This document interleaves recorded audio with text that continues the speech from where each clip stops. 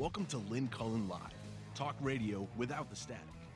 Email your questions and comments to lynn@pghcitypaper.com. And now your host, Lynn Cullen. Hey, welcome to the program. Hey, that's a perfect Monday, start of the Monday work day for me today. Oh, couldn't find a place to park. The downtown, it's like gridlock. How come? I thought everybody'd be already sort of starting to flit away for the holiday. Unless they flitted here, that maybe is what happened. I'm always thinking people are going. People are coming, too, I suppose. And then right before, I was running down Smithfield Street, which is why I'm still a little out of breath. And I almost came around a corner and almost bumped into this man who looked like a street person, grizzled, old, and pissed off.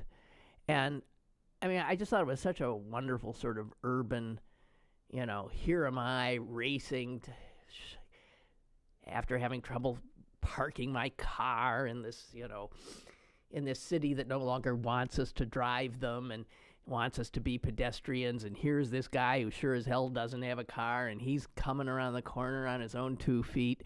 And he was muttering, and the muttering, I heard the muttering before I saw him. And then as we almost collided, I realized that what he was saying, and he kept saying it as we passed each other. I could hear him as he went down the street the other way, and it made my day. Here's what he was saying. Why does it always fucking have to fucking rain? It always has to fucking rain. Why does it? I was thinking, if you were, I got a house over my head, and I'm heading into a job with a roof. Poor guy. But my reaction was, it made me laugh. Now I'll beat myself up about that reaction the rest of the day. Jesus, a poor guy. Why does it have to fucking rain? Anyway. Oh, okay. Okay. Seriously. Gotta get my breath.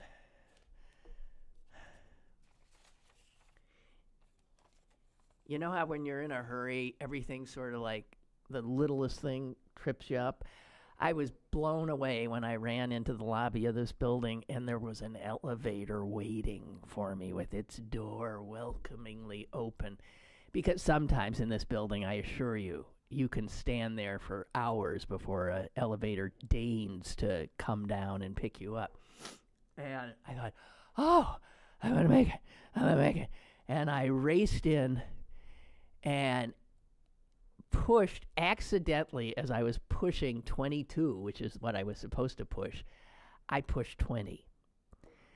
No, I thought. Then I immediately started channeling why does it have to fucking rain? God, I pushed 20. God, I pushed 22. And so the door shut, and I told myself, take a deep breath. The thing is when this elevator opens on a floor, it takes forever for it to decide to move on. I mean, so stopping at 20, I figure, that's a good 10 minutes stuck on 20. Anyway,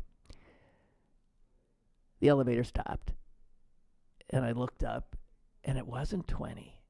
It was fucking 16! And I'm thinking, no one ever comes on when you're going up. 16, it opens. And some guy, maintenance, gets on. Normally, I would have said hello. I was too pissed off. So we stood there together for a while until the door decided to finally close. And then it stopped. I thought, thank God, 20. No. He had pushed 18. So I got to tell you, I was actually in the building about 20 minutes ago.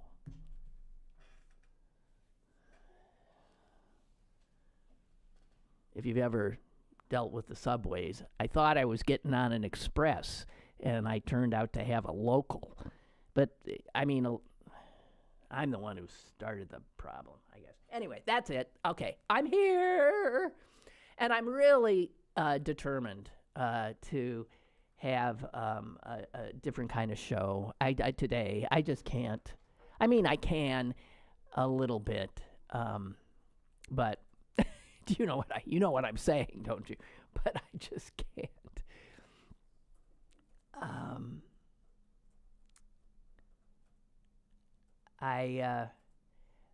I have some like film reviews and television reviews. I'm serious. That's the kind of show it's going to be. I'm going to do obits. I'm going to do marriage announcements. Yes, that's the kind of show I'm going to do.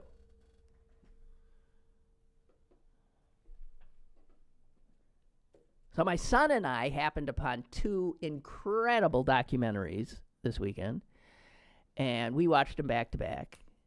Not that you have to. And for all I know, you've all seen both of them, and you're going to say, oh, you just saw that?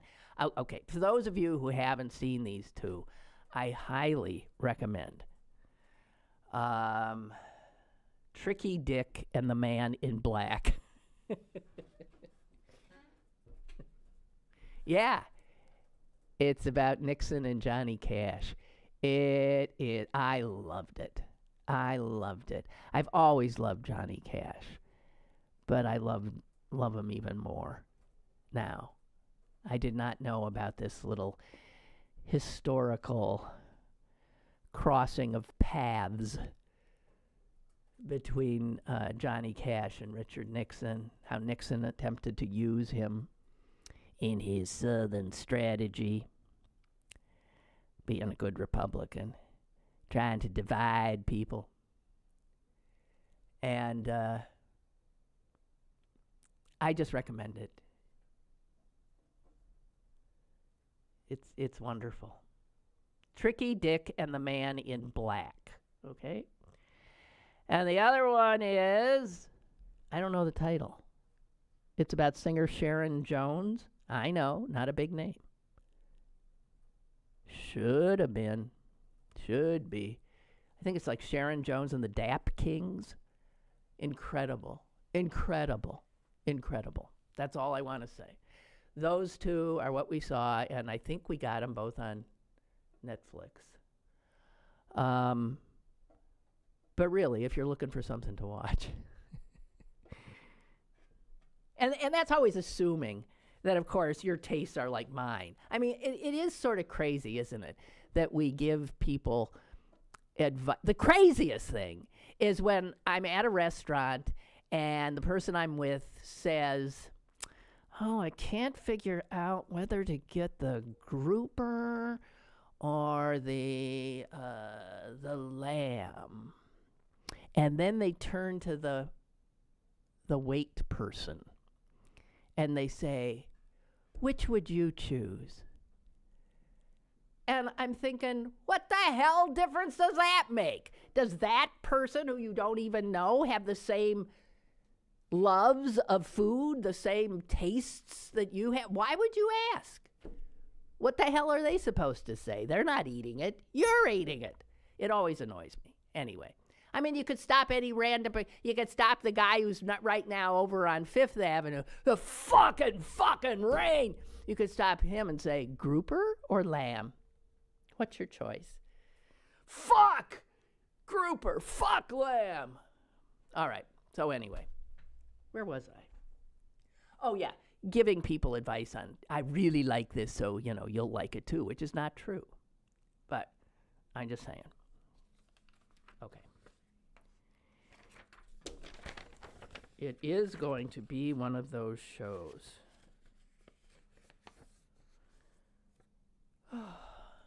And if Michael from the Cynics is listening, might not be, but my son also tried to get me to watch something called The Decline of Western Civilization, and it's about these like punk rock. At least one, there's three. Anyway, there. I wanted to ask Michael if he's seen that, because I think I couldn't watch it. It was too. No.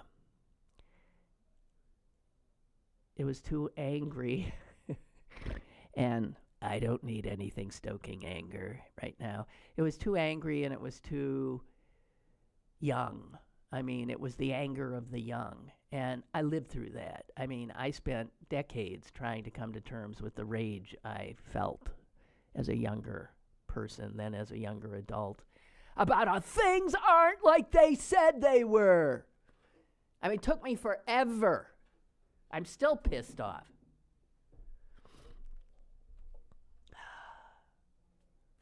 Oh, my favorite tweet of the week.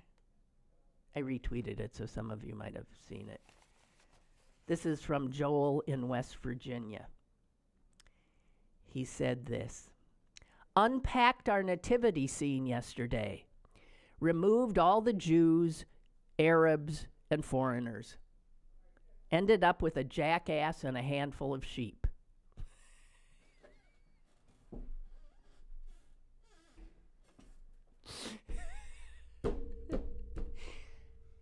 Ain't that the greatest? Should I do it one more time in case you're trying to get it in your head? You might want to be writing it down. Unpacked our nativity scene yesterday. Removed all the Jews, Arabs, and foreigners. Ended up with a jackass and a handful of sheep. Wow.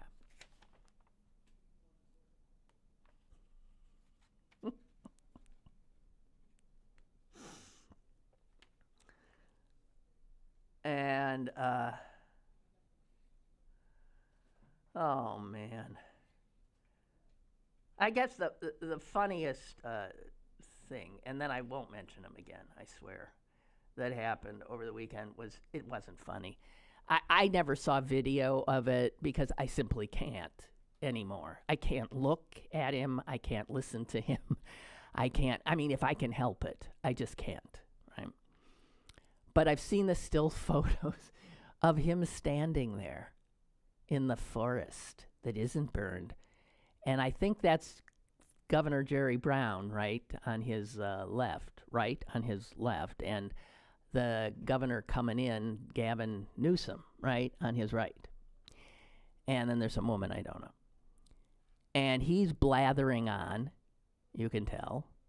And that's apparently, first of all, he said something like, and it's just terrible what happened there to those people in Pleasure. And I think Jerry Brown, whose face is down, he must be, I mean, talk about trying to restrain yourself from literally strangling this person you're standing next to. I think Jerry Brown might have said, it's paradise. And Trump says, or paradise. In other words, not acknowledging that the town was not named Pleasure, but having said Pleasure and being corrected that it was paradise, says, or paradise.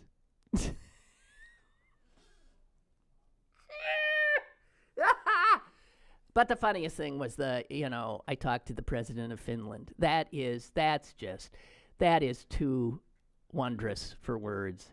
Here's the quote. Wait, I don't think I have the whole thing here. Okay. You gotta take care of the floors. You know, the floors of the forest. Very important. I was with the president of Finland. He called it a forest nation. And they spent a lot of time on raking and cleaning and doing things. And they don't have any problem. So, make America rake again, right? That's what it is. Oh, my God.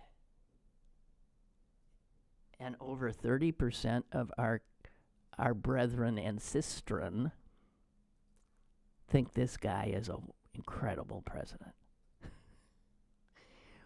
Woo-wee. All right. Here we go.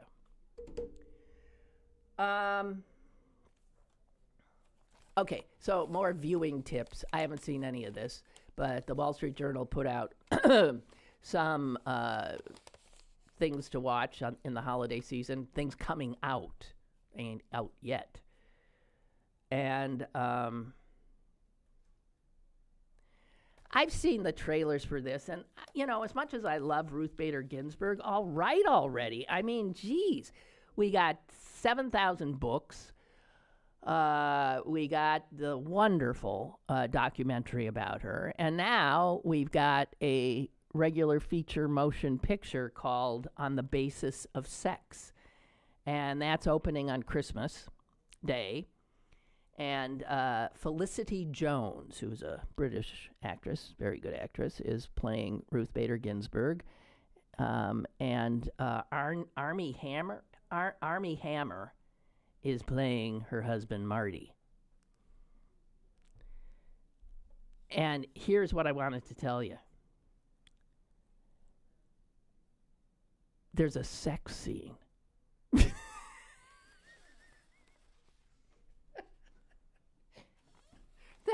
Sex scene. Oh, that's what the documentary did not have. So there you go. There it is. There's a sex scene. Actually, it was supposed to be racier than it was, but when they edited, they took out some of the racier parts of the sex scene. I don't know about you, but I do not want to see Ruth Bader Ginsburg having sex, even on screen. I just don't. For that matter, I don't want to see almost anybody having sex. Anyway, so Ruth Bader Ginsburg was actually invited to a screening, seeing as it's about her. So there's this private screening, and after it was over, they were taking, I guess, they were asking the audience for feedback, and one audience member said that the love scene was too much for them and did not think it belonged. I mean, please, the audience member said. And the director, a woman, by the way, Mimi Leder, said, "Yeah, I understand, but you should have seen it before." And then everyone in the audience, of course, was looking at another member of the audience, namely Ruth Bader Ginsburg. And she acknowledged that she was being looked at, and she looked up and said to the director, "I'm fine with it."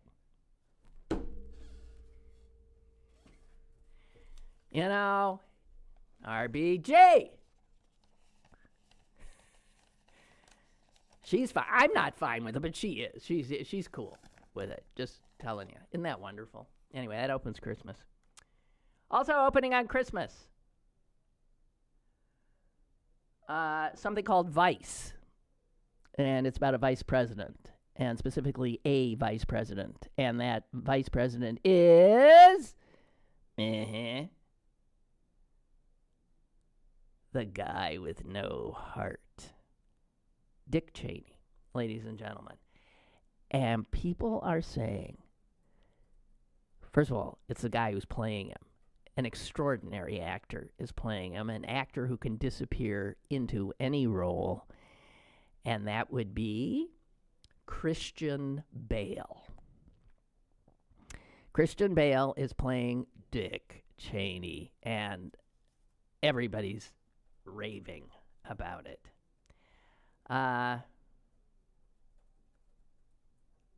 Tyler Perry apparently absolutely nails Colin Powell. I mean, you got to have all these. And Sam Rockwell is George W. Just saying. Dick Cheney, one of the worst men in the world. Okay, I think that ends my recommendations. Bill says, "Thanks for the recommendations." Okay. Well, that's all I got for you now. He says, I finally watched RBG Saturday night. What an amazing woman, right? But do you want to see her having sex? I mean, even in a fictionalized, I don't know. But isn't her husband the greatest? Yeah. Wow. She had the most modern and extraordinary marriage. You know, they all often say that one of the things that's difficult for women to achieve at the highest levels is they don't have a wife at home. You know, behind every successful man is an extraordinary woman taking care of everything so that he can be the big guy. And women generally don't have that in a spouse. And that is what Ruth Bader Ginsburg had. She had a spouse who was so in love with her and so proud of her and so wanting to help her in any way. And he took on roles that men then never did. He cooked. He cleaned. I think did most of the children's raising kind of work. And he loved her to death. And it wasn't like he was some, stay-at-home daddy. He was a prominent tax attorney himself. But clearly didn't have a problem being married to a woman who outshone him and who he couldn't help enough to do that. I'm in love with him. Marty Ginsburg. Jeez. I now have some sense of, if you watch the documentary, when he died, and I think it was like 8 years ago. Maybe it was more. I mean, how? What a hole that would have left in her life. Speaking of spouses, this is from the vows section of the Sunday New York Times, which is where they, people announce their weddings, and some of these couples are profiled, and they're often really fascinating stories of how people meet. Or it was my father's favorite part of the Sunday New York Times. You think, oh, women, this is for women to read. My dad loved it because he was just fascinated by people. Okay, and one of the things that now in the New York Times you see is, of course, same-sex marriages. So where the couples always used to be male, female, there wasn't anything else. Now it's just a total mix. 2 women, 2 men, lots of racial mixing, and it's exactly why some people, I guess those people who live where everybody's still white, and if you're gay, you're closeted, and it's the kind of reality of what our humanity is that scares the shit out of people and makes them vote for a clown. Anyway, so this is a same-sex couple, Jeff Rohrer and Joshua Ross. And I just want to say that Jeff is quite a bit older than his husband. I don't know what the age difference is, but I think one is 36 and the other is like 60. That's it, whatever. Anyway. Okay, so here's the thing that makes this a little bit more intriguing. First of all, Jeff, the older one, is a lot bigger. He's older and he's bigger, and his husband looks like a little tiny kid next to him. Well, it turns out that the bigger, older guy, Jeff Rohrer,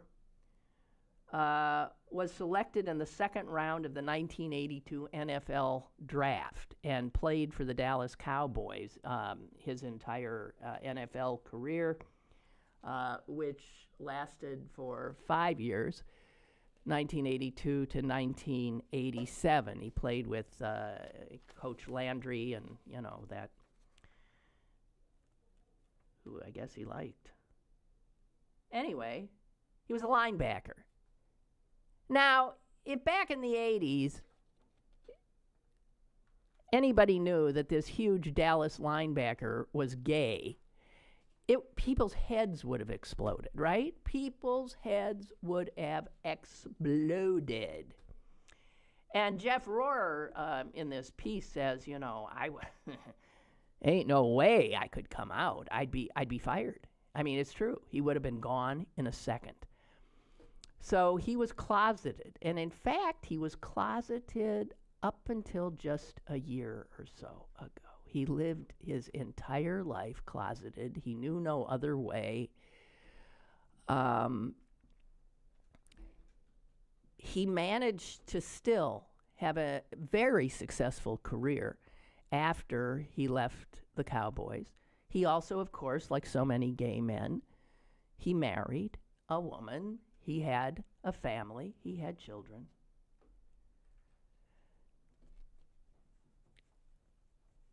And then he met the love of his life. And at a tequila bar, I just want to say. And Rohrer, just so you know more about him, he produces television commercials. And so after he was a football player, he went on, his television commercials have won tons of awards. Even at the Cannes Film Festival, I didn't know they did commercial awards there. And he's won an Emmy. He also is an artist. He paints, he sculpts. He's a master potter. So that's pretty amazing. He played college football at Yale. And then, as I said, went on to the Cowboys and played with Tony Dorsett and Randy White and Ed Too Tall Jones. So that was his crowd. Anyway, when he sent out his wedding announcements, he blew a lot of people's minds, I guess. And he said one of his wedding invitations was actually returned by a doctor friend who thought it was a joke. So he hadn't been out to anybody. And he said this when his husband-to-be walked into his life. He said, I was completely in the closet, and if not for Josh, I'd still be in there. Speaking of in the closet, can you imagine how many professional football players, basketball players, baseball players are still in the closet? We think everybody's out now. Oh, no, they ain't. And in fact, Jeff Rohrer, according to a sports blogging network, SB Nation, says there were only 7 previously known gay players in NFL history. You know damn well there's a whole ton more. Only 7 known, and none of whom came out during their playing days. None. So that's still, there's not a NFL player who's out and playing. I thought there was, but no.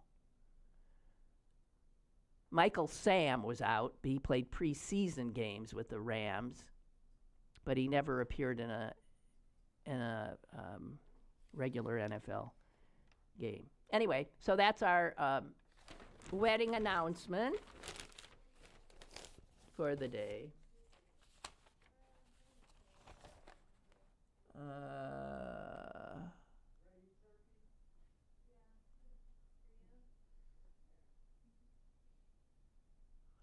Wow.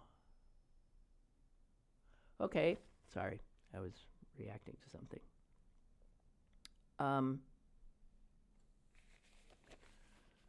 Oh no, don't tell me I'm running out of things that aren't Serious? You mean I only made a half hour? I thought I had more. Let's hear it from Michael Bloomberg. Michael Bloomberg, ladies and gentlemen, he's rich as hell. He wasn't rich as hell when he was a kid. His father was a bookkeeper. He needed a help from the federal government to go to college, needed a loan. I'm thinking it's the GI Bill because he said he had a loan through the National Defense Student Loan. Is that another way of saying GI Bill? Anyway, that allowed him to go to Johns Hopkins. And after he graduated, and they immediately, of course, hit up alums for money, he gave them all he could as a young guy. He gave them $5. And the other day, he gave them almost $2 billion, which so blows away records for what people give to their alma mater. And what I always get annoyed is when rich people give money to rich colleges so that there's a building built with their name on it, and or it goes into the endowment, whatever. But Michael Bloomberg gave this money for a specific purpose. And it was, and I'm going to read his own reasoning.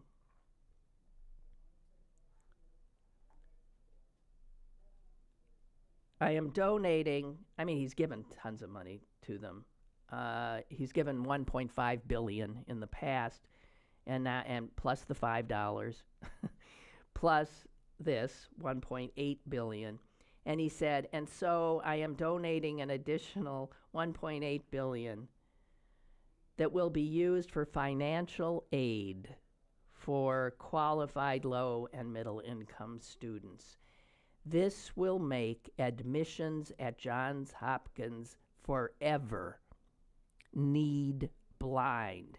Finances will never again figure into a decision as to who is allowed in and who out. A lot of kids, of course, Johns Hopkins, by the way, it's like $70,000 a year. And Bloomberg says this: no qualified high school student should ever be barred entrance to a college based on his or her family's bank account. And yet, that's what is happening all the time. It's also happening in terms of the quality of education that a child gets before they ever get to college. And that's what happens when property taxes are the basis of school funding. So rich districts get rich schools. Poor districts have poor schools. And whoever dreamed that up, or whoever thinks that that is moral, is probably a Trump voter. Anyway, there he is, Michael Bloomberg. He does a lot of, something else that he has funded and has had inroads is the anti-gun stuff he does. He does a ton and puts a ton of money into it. And I don't know if you've been noticing, but the NRA this election cycle was outspent for the first time by anti-gun people. The NRA is losing members. It ain't gaining. And it's losing money. And they're still powerful as holy hell because they scare they can mobilize a substantial voting bloc. But they ain't the only game in town, and I think that finally we're starting to see some traction there. And I know that Michael Bloomberg has had a lot to do with that. And he pointed out, he wrote an op-ed piece in the Times today, which is explaining why he made this gift. And he says, which is so true, private donations like that, you can't expect billionaires to bail out what should be a public education. And he says private donations cannot and should not make up for lack of government support. And he says both at the federal and the state levels, there needs to be a new commitment to improving access to college. And I would argue you got to look even further back.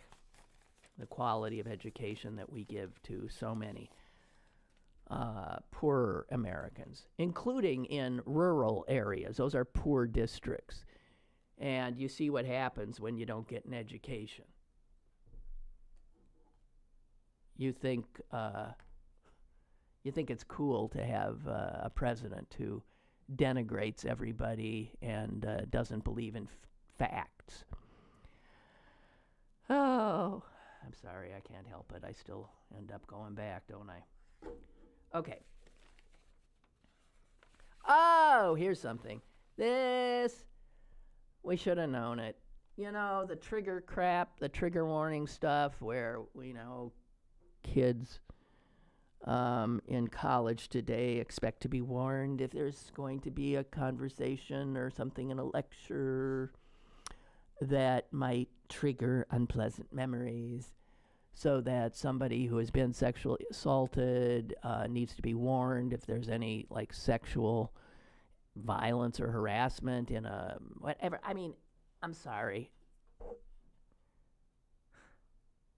Why don't we just give a blanket trigger warning to every baby as they emerge from the womb? Just read the baby an overall trigger warning. Hello, welcome to the world. It's going to do things to you, good and bad. You're going to be upset sometimes. You're going to be, triggered. But that's called life. Welcome to the world. Well, it turns out now that you cannot go to a play where you get a playbill.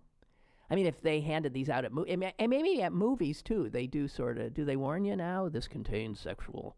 Well, on television it does. But I always thought that was so kids didn't watch. We always think it's sex they can't watch, violence that's just fine, but sex they can't watch. But it turns out now that if you go to the theater, increasingly, you are warned. The trigger warnings have come to the theater.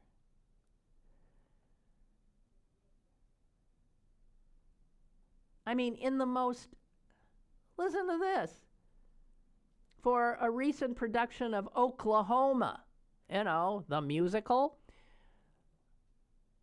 a recent production of Oklahoma in Brooklyn, they handed out a black card when patrons picked up their tickets, warning them that there would be gunshots, as well as, quote, moments of darkness and violence.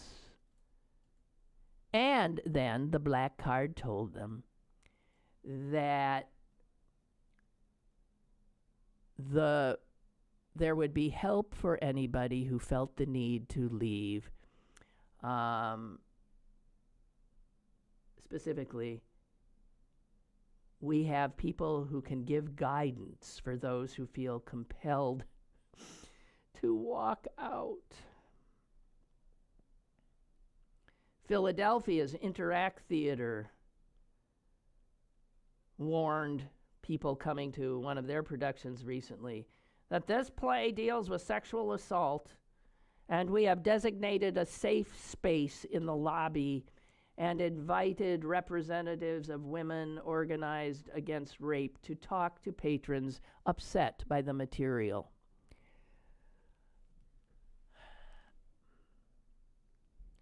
So what's happened is that these kids who came out of college and had these trigger warnings all the time now expect them in their adult lives.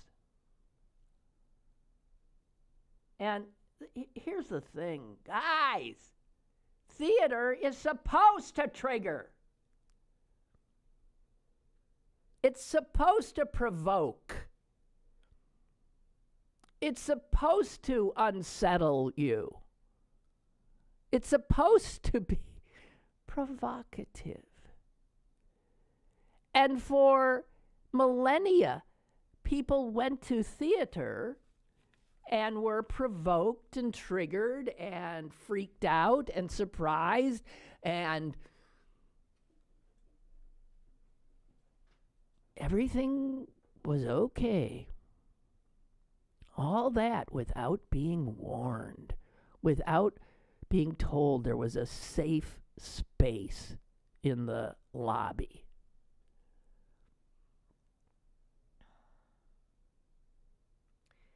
It's not just little theaters. Here's the artistic director of the Guthrie Theater in Minneapolis, one of the better theater companies.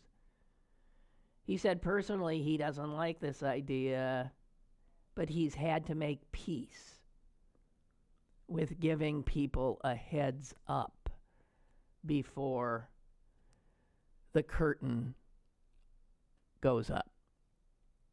Heads up before the curtain goes up, so that, I guess, people don't run screaming from the play.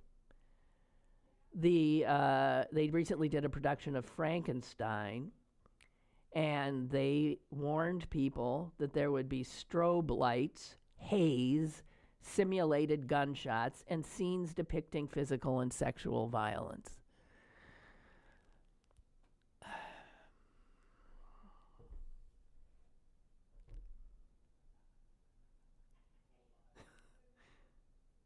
In the South, it turns out, they're doing trigger warnings in red states, theater companies, which is really pretty amazing. They are doing trigger warnings in Trump country, but their trigger warnings are rarely related to violence. They're almost always have to do with language and sex. And so people have walked out of a production of Annie, about Orphan Annie, the musical, because Daddy Warbucks says, damn. Well, I never. And off they go.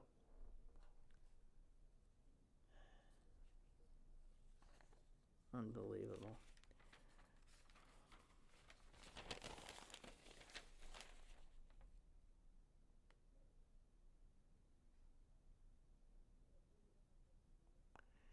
Yeah. All right.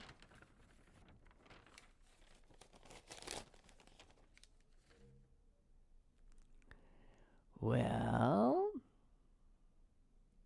okay, I'm going to do one horrible story about what's happening, because you should know. But then I will try to have enough time to end with something much lighter. Okay? Let's do that. Our neighboring state of Ohio, which other than having, for some reason, re-elected a liberal Democrat, Sherrod Brown, as their senator, is so red, it's, I don't know, beyond belief. You know what the Ohio House of Representatives did? They have veto-proof majority in both houses of the Ohio legislature. And so what difference does that make, since they elected a conservative Republican governor? And even when they had John Kasich as governor, I mean, I got news for you. He's a conservative Republican too. It's just that Donald Trump makes him look moderate. Okay, so the Ohio House of Representatives last week did what I think a few other states have already done. Iowa, for instance. They passed one of the most restrictive abortion bills in the country. One that says that if a fetal heartbeat is detectable, there cannot be an abortion. Here's the thing about that. A fetal heartbeat can be detected as early as 6 weeks.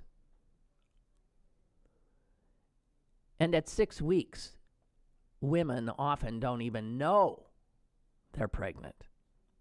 So they couldn't say, oh, I'm pregnant? I don't want to be pregnant. At 6 weeks, you can hear a fetal heartbeat. So what Ohio has done is just made abortion illegal, despite the fact that the Supreme Court has said it is legal. So, no exceptions, by the way, for rape. No exception if that little beating heart is there because your daddy raped you. Nothing for incest.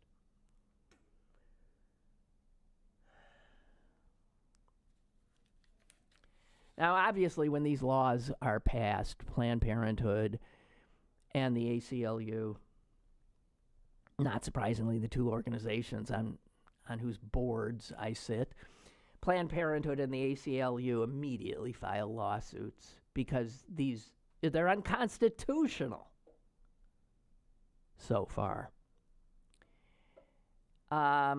In Iowa, a judge granted a temporary injunction blocking their law from taking effect.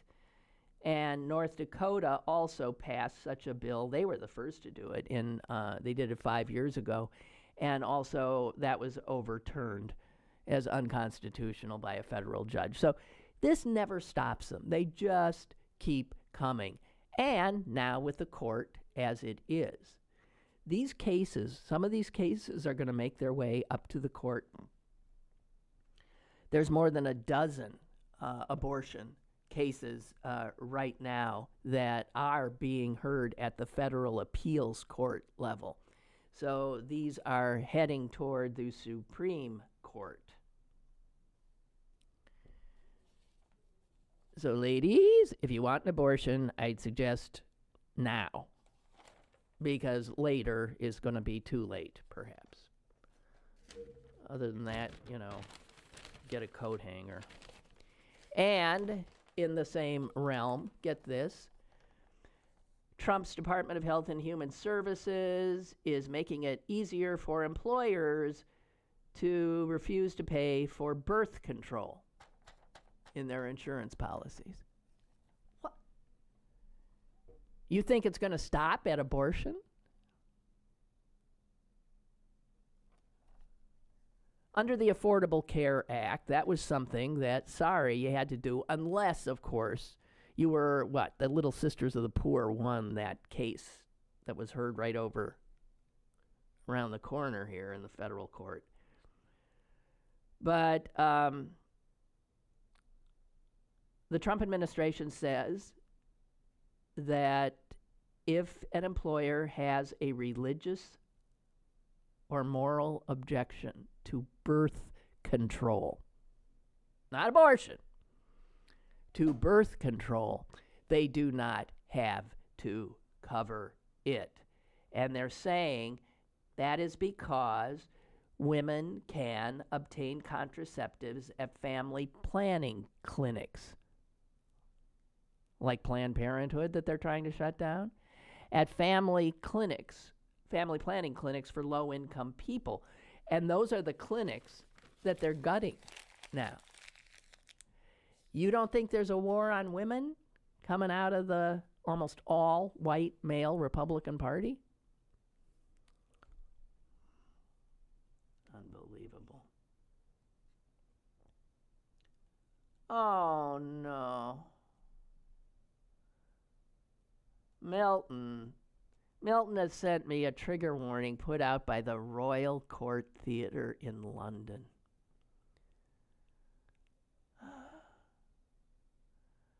We don't want to spoil anyone's experience of a new play at the Royal Court, and therefore avoid giving too much away when promoting the play. It is often the unexpected shared moments and plot twists that capture the audience and create the debate and conversation beyond the performance. Yeah. This next paragraph I don't want to read.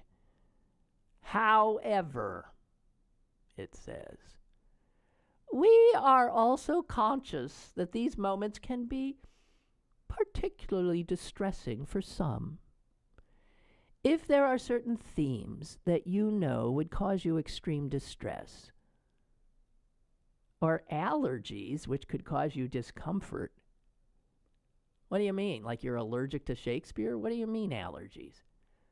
Or allergies which could cause you discomfort, and you would like to speak to one of the royal court team to find out more about a show before you book, you can call the box office. Oh, so that's what they do.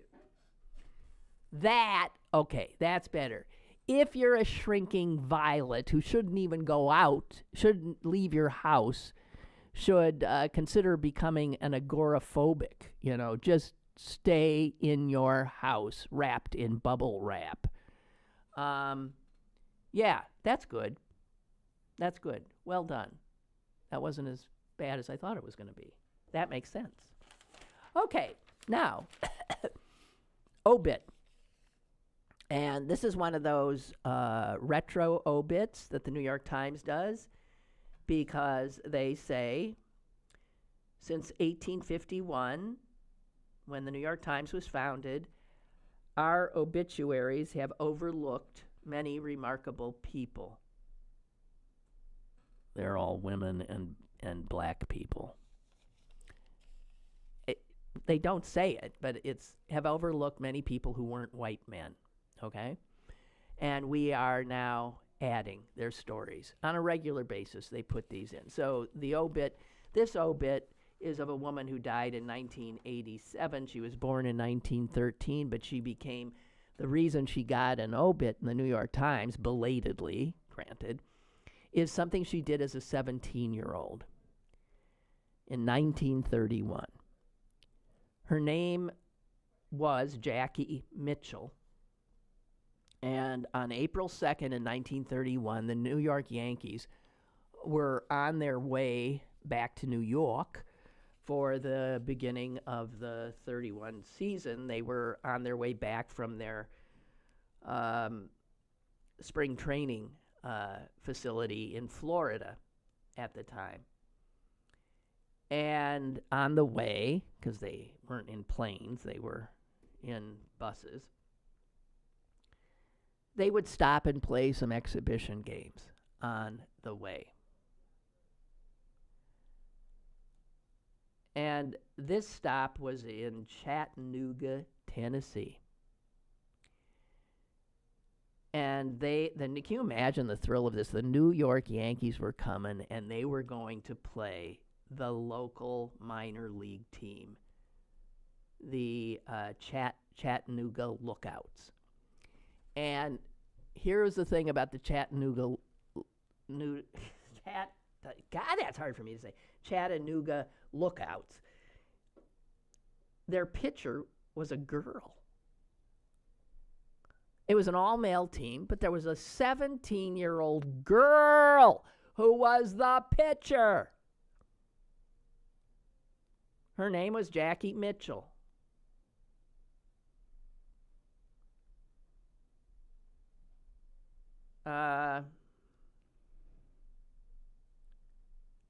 That day, she struck out Babe Ruth,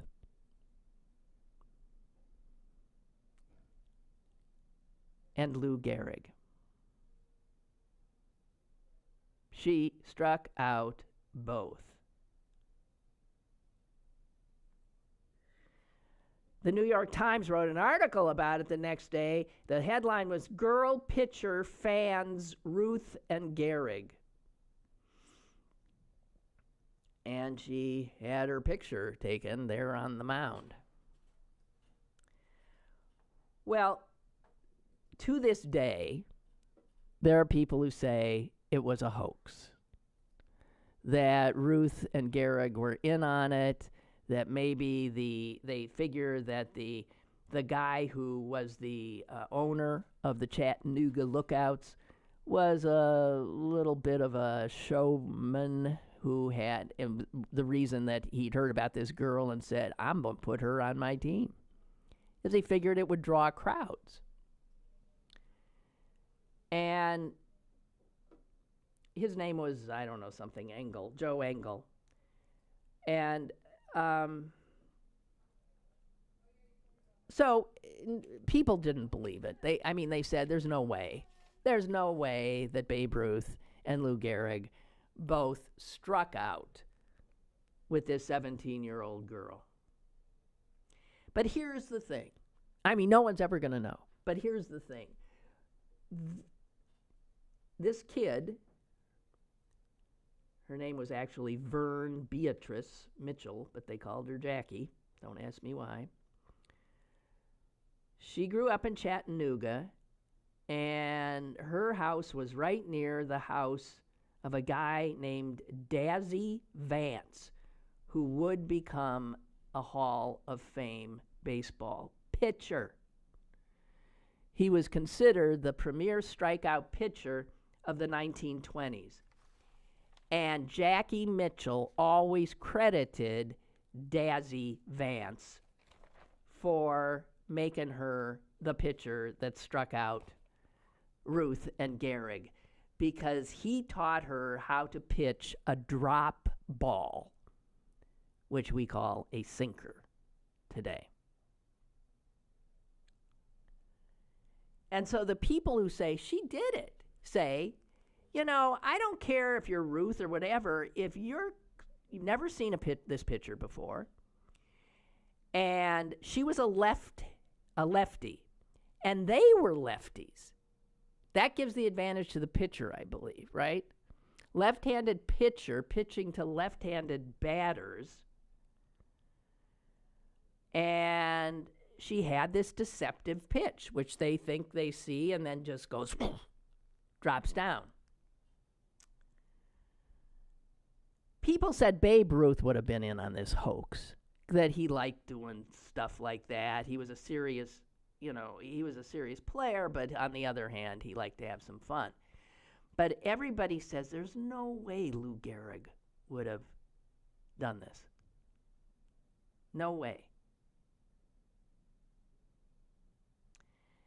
Anyway, you would think we'd know about this, but we don't, because the baseball commissioner voided Jackie Mitchell's contract after the game. We can't have no 17-year-old girls striking out Lou Gehrig and Babe Ruth. So they threw her out. She went on to play for some other all-girls team or something, and hung up her glove at the age of 23. She maintained to her dying day that there was no fix-in. I struck 'em out. Actually, I'll give you her exact words. In an interview shortly before her death, Mitchell stood her ground. Why, hell, she said. Why, hell, they were trying, damn right. Hell, she said. Better hitters than them couldn't hit me. I wonder what hitters she's talking about. Better hitters than them couldn't hit me. Why should they have been any different? We rest our case. Jackie Mitchell, 17-year-old girl, Chattanooga, Tennessee, struck out Babe Ruth and Lou Gehrig.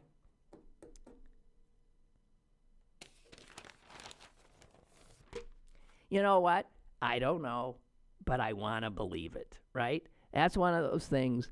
I believe this because I absolutely have to. She must have had a mean pitch, or she wouldn't have been on the team to start with. So, well, there's that. And guess what? We made it through, and I didn't do too many depressing things. Granted, the abortion and the birth control crap, but other than that, ow, pretty good, huh? And Amy, will you tell me, do I do that? I've noticed today, I keep looking over here like there's somebody here who's responding to me. Have I been doing that? I do that all the time? Why did I just notice that today? I'll say something, and you do know, and I'm looking at a friggin' bulletin board and an African mask. And he never responds to anything I say. He just sits there like, I just noticed that. That's so odd. There's nothing over there. And I never look over here, so the poor people sitting over here, I give them a cold shoulder. I'm sorry. That's a light switch and a temperature control. All right, that's it for me. Goodbye. See you tomorrow. Lynn Cullen Live, Monday through Friday from 10 a.m. to 11 a.m. and archived at pghcitypaper.com. The opinions expressed on Lynn Cullen Live are those of the host and do not necessarily reflect the viewpoints of Pittsburgh City Paper or its advertisers.